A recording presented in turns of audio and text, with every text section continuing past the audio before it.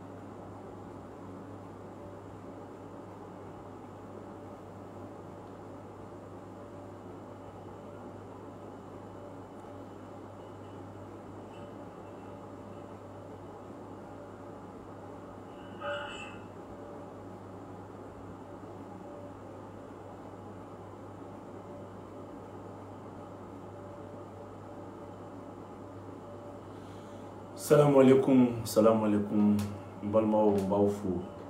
dante foli mina ka fo ka awal mando aw sigoro anaw borola ambe foli la saw bema balmaw biani ni video ntule ashuna ka bo ka kini ni gouvernement a communiquer mi ni sanction mina tara Guinée kama mais yani nga ndadola be foli la sen kan no bema ni video ke ka malien fen wili anga bo kata anga premier ministre kumbe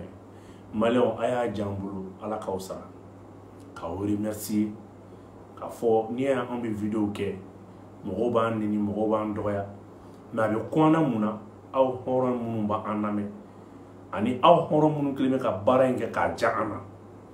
vraiment ay mira na kun aya ira na ka fo ja ambe kilinge ja on me baram na ja mo la ngolum barate balma aya ira na ka fo kun ko vraiment anjati lendu ama yini ala kana awtigana ala kana ke anga kuma fo mi ba utoro ala kana ke anga bo awji goro kuno aya kuna wulu ni gouvernement kilingo ka be ni barenke akuntinya ni mo kilingo ka be barenke akuntinya ka fo transition de me baga be anga bo tonko hakinan kono nin ton ya wele an go to an be kan tigɛ di ɲɔgɔn ma ton weleli nafa foyi t'a la bi an bɛ yɔrɔ min na transition tɛ tɔn ko ye quoi transition ye bɛɛ di mɔgɔ dɔw bɛ ka transition soutenir u tɛ mɔgɔ si ka tɔn na mɔgɔ dɔw bɛ ka transition soutenir u sen tɛ mɔgɔ si ka kɛlɛ la u da tɛ mɔgɔ si ka foyi la donc n'an ye wele bila appel patriotique bɛɛ ka bɔ nin ko in kama maliyɛn mana yɛrɛ ye ko min na mɔgɔ tɛ maliyɛn wele o la kun aya mɔgɔ ma sɔtɔma sɔngɔ di mɔgɔ ma wari di mɔgɔ ma foyi di mɔgɔ ma bɛɛ bɔra jamana kanu bɛɛ bɔra parce que i bɛ transition soutenir donc groupement ko ni fɛn ninnu ni wagati in na an dɔnnen don an minnu bɛ k'an bɔ bi k'a fɔ an bɛ transition ko la à 100% walayi an dɔnnen don wa maliyɛnw bɛ an kɔ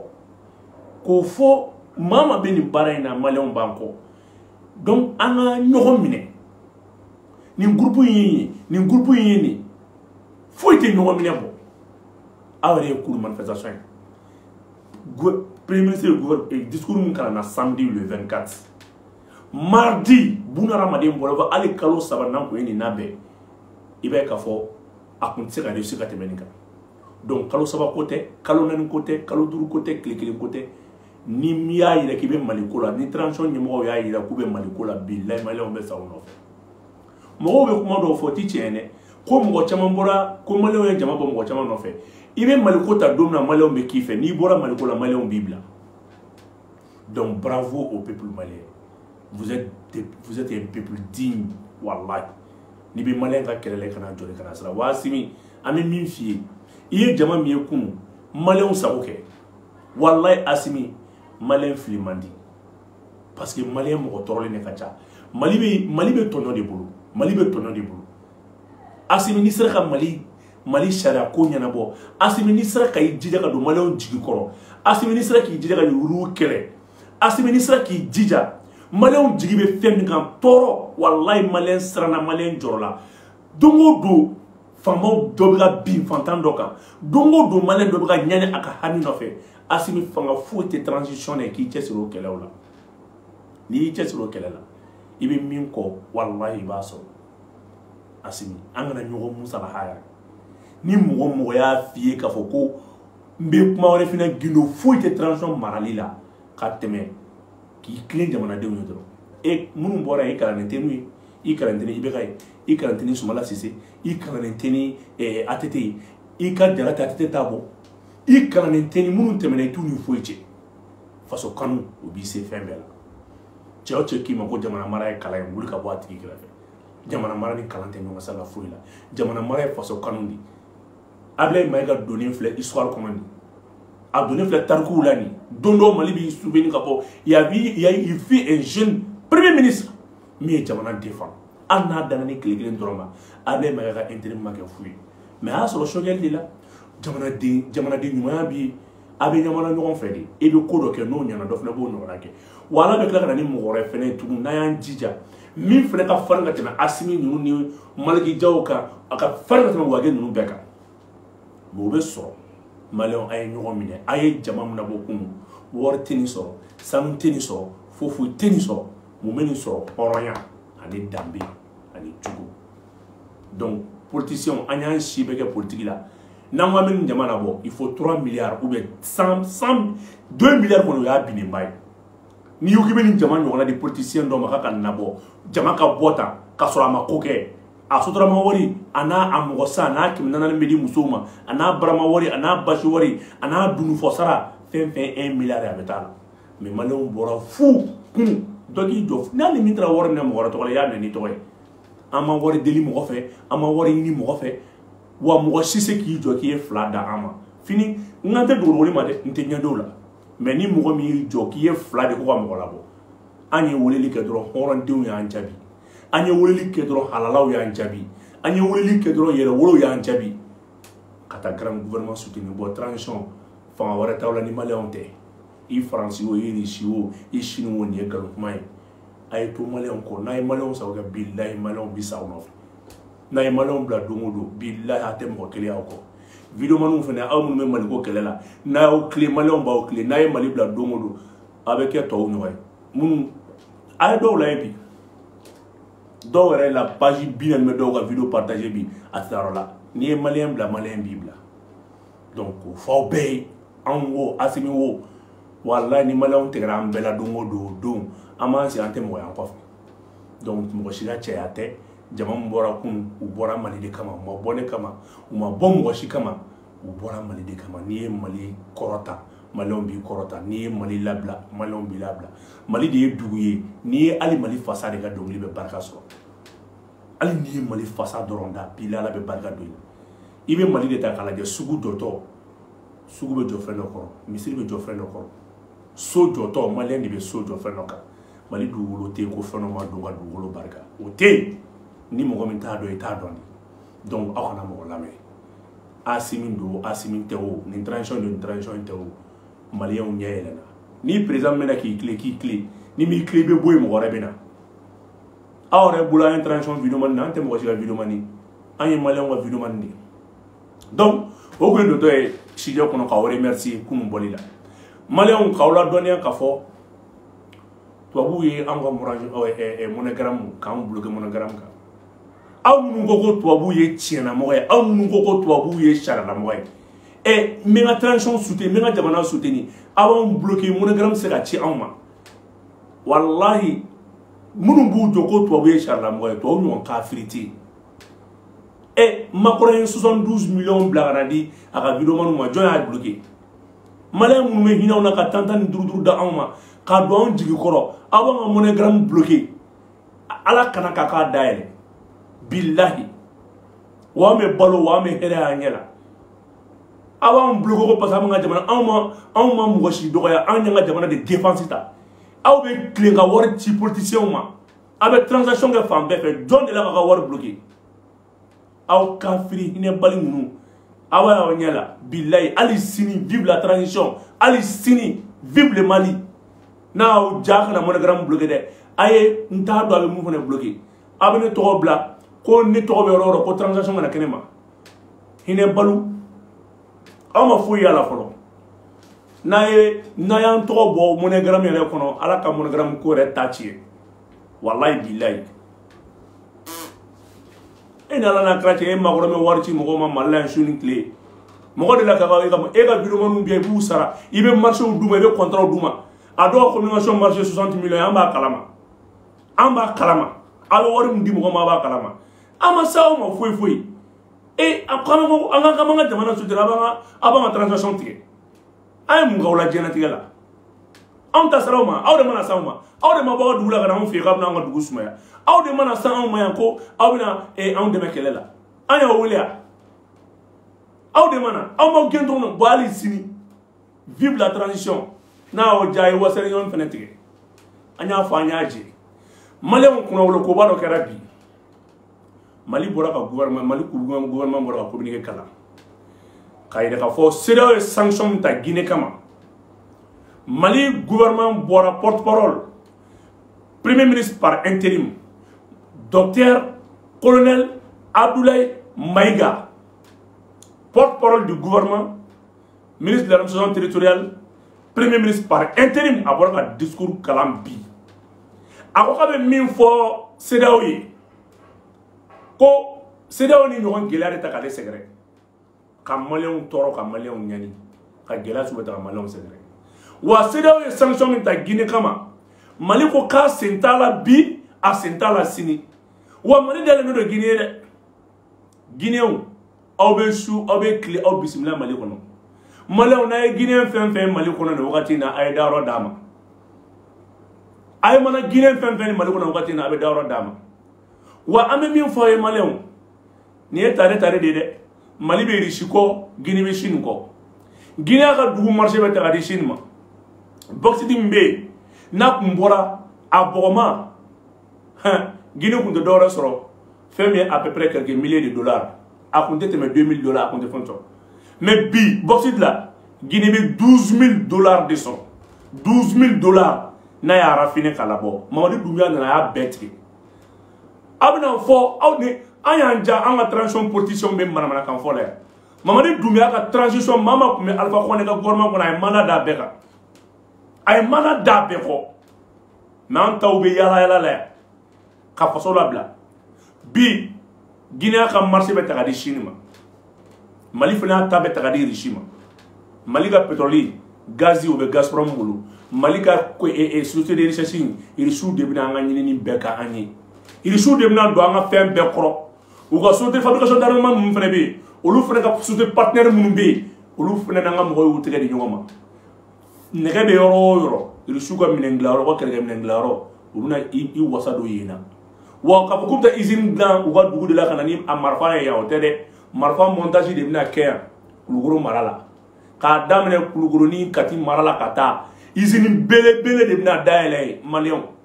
Mali mina kɛ bi mɔgɔw de bɛna armement san anw bolo o de y'a to an ye école de guerre da la an m'a dayɛlɛ gansan dɛ i t'i miiri armement façon si ma i tɛna min sɔrɔ yan nɛgɛ de bɛ yan po hali cɛkafili t'a ban nin ye Mali jatɔ de donc Guinée o bɛ Chine bolo Mali o bɛ Russie bolo wa ni Mali bɛ bɔ CEDEAO la ani Guinée de bɛ bɔ ɲɔgɔn fɛ Damiba i t'i sɔgɔ dɔ la joona bilahi i sɔgɔ dɔ la dɛ ninnu ka ko banna dɛ i ninnu ka ko banna i sɔgɔ dɔ la bi Mali ni Guinée filɛ teriya la Russie ni Chine bɛ teriya la ni jigi t'i la diɲɛ kɔnɔ ka diɲɛ man di dɛ wallahi il faut Burkinabéw suit i ka bɔ ninnu kɔ n'i ma bɔ ninnu kɔ d'ici le mois de décembre n'u m'a dafi dala ka fɔ ma tu France ta ka daga jigi mɔgɔ si ye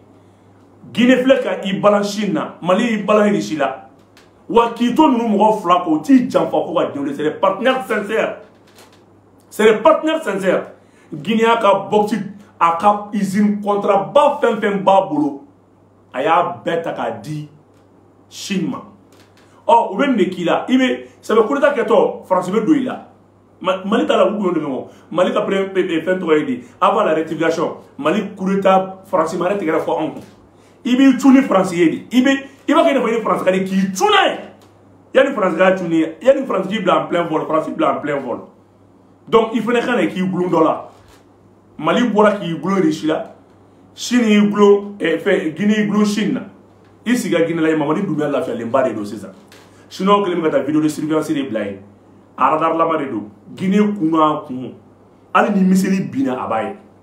ali ni miseli bina vidéo de surveillance a keleme ko to risque Guinée o Chinois ka pareil kakla ka kotomo do fembela il Chine na radaru installé donc puissance ya odi mo ni be fait ka bon no wala yi glundo la mimisi iyere kala jey bi ala entra discours mun kala onina il Chine de foloya kala devant les ambassadeurs accrédités quand il a fait Mali avec un partenaire de Odi Mali Djadjo notre événement kala kasoro imana to avion chasseur ma jigo de raju dala mo mo ngoni kala ya benin karaba mais ni anya kala amba donc afo akala kuma de sera parce que nanzaro barga bana to bu fanga bana dien do ngala be ay rago to bu ga barga bana donc bi tonolité mais ou maintenant mo tonono be dugu ci jelu bona mais ala di uka ko ban en télé n'ala et mo fere va faire mo bolo ko makoro te feno o télé makoro na beni France halaki kuma redi donc aujourd'hui Damiba boni joya duru kono ikia dum dola ni ma réussi sur ta Chine no fait ou ga dale no bay ou ga padru be doy on tala discours kala na dro il Chine gouvernement folo de Mali wele ka Chine gouvernement flan de Mali wele ka féliciter on tala discours la dro ablay mega wele la Poutine ne fait ka féliciter flan kra Chine gouvernement kakla ka poko Chine gouvernement que me ka dale Mali donc Damiba il faut suivre le peuple burkinabé. Wallah, il faut être ici. Qui tout le monde c'est des partenaires honnêtes, des partenaires sincères. Antine qui bla galona ni fait Mali sur fait Burkina sur Burkina Mali be fala me bala. Aw jeune ça va il était à bosser là. Mali, Burkina, Guinée na ça va boire là. Aba to chorba numbulu. Ou tira foike. Mali bora G5 Sahel na Mali ko dilani. Aw kumuri Mali bora G5 Sahel ko Mali kumbe bintu na Damiba yera nyabala. Wa atene be G5 Sahel la utaterusu installé fi ka ko dai ga ima sigi ni famille ibi sigi bala de il faut avoir le courage il faut avoir le courage il faut avoir le courage de suivre ces deux pays là ces deux jeunes présidents là il faut les suivre ta partenaire anyuman keni riche ou be Chine ou ka dal no pays kana doni intermédiaire ko to yi ta téléphone na chauffeur ou ka ambassadeur bi ga dugula ta ambassadeur woni do dugula ga doaka iga kuma nya fay abe président woni do ki il y a problème. Donc, Guinée be Chine de boulot, Mali be riche boulot, Centrafrique be riche boulot. 19 pays africains, une africaine qu'on a là, Betla non ni dougou faire des nomaches. A bliu kuna nous tiga sanu chien, sanu boulot. Ou tiga pétrole chien, pétrole boulot.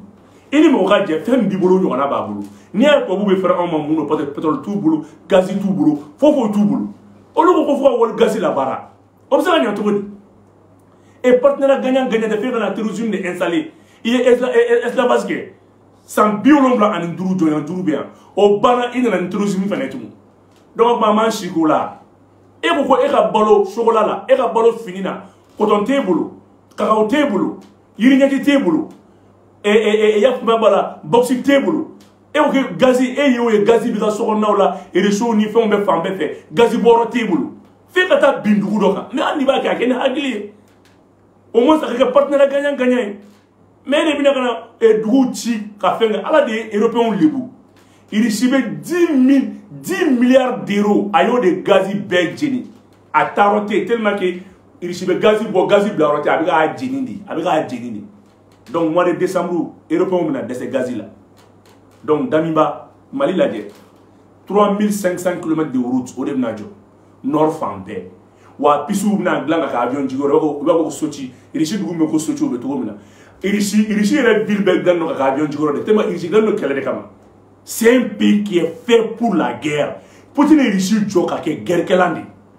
irishi boulevard fem bi avion se ka jiga beka avion be se ka wula beka donc où mo ta aéroport là à tout moment ka chasseur be se ka wula ka ta bunteli ka sengana à tout moment ko avion be se ka wula ka ta cheni ka sengana donc ubina menaka et André Boukan lere ou bina sra dayoro na beke pisi belebele baw de kata pisi belebele ou kata il est bina 10 bases militaires de Mali là à 10 bases militaires là pisi fa fa dumna jo autour du fa na jo bina beke pisi di mo lu be bolaka avion fa se ka jiaka mo lu be bolaka avion fa se ka jiaka donc a blu kuna ko ni Mali référent méthode anga nege boro buga izindano ma mo de bolo mu buga marfa nu ga femba odla nege me mala c'est trop, il y a des millions de tonnes de fer. Donc vraiment nous une vidéo de ka fo Mali minke on fana me gela kono domina Guinée fana dona on jigi ko o Mali fana doni flene Guinée jigi ko aya do ko nyuma yakadi wallahi ne be min fina peuple ouest africain be c'est là où dugu be fani bala billahi présent mumba ankuna ou be France la barra la sinon le peuple c'est un peuple unique Modibo Keïta ko men no fait amena wallahi aya ni Sénégal fait amena aya ni Guinée fait Guinée c'est où tous les gens sont abada ka Modibo Keïta labla mais ou ye minini amboka we munini billahi o de wati dans les flènes vem ben ala che ko nga jage kelinye oya akina ni fen chama bi a d'abord on de la CEDEAO en 1974-75 a bora on de filles on de ga akina folo kera on fura dama ma frafina bla kofe Mali fura dama finite malen den alalay no te be koko ga be frafina de bla nyefe ani ndi miliwa jeune num na to flena yeni iya bi Mali ni Guinée be ga nyon trem na fo segu turoni Modibo Keïta ke wati mina depuis la conférence des bandeaux il y a 1958-1959 ala de nana na yetu u salen kofe u modon fleka wulini ala de na chien bangi ni mo yi mi halala malien te papier koy malien te kadante malien te wolo sebe malien e jelidi malien be dusukulu de la malien be dusukulu ani papier ti la billahi ni malien abedo donc ame kuma mun fo anga bu kono bi ni jeune présence ba mun bi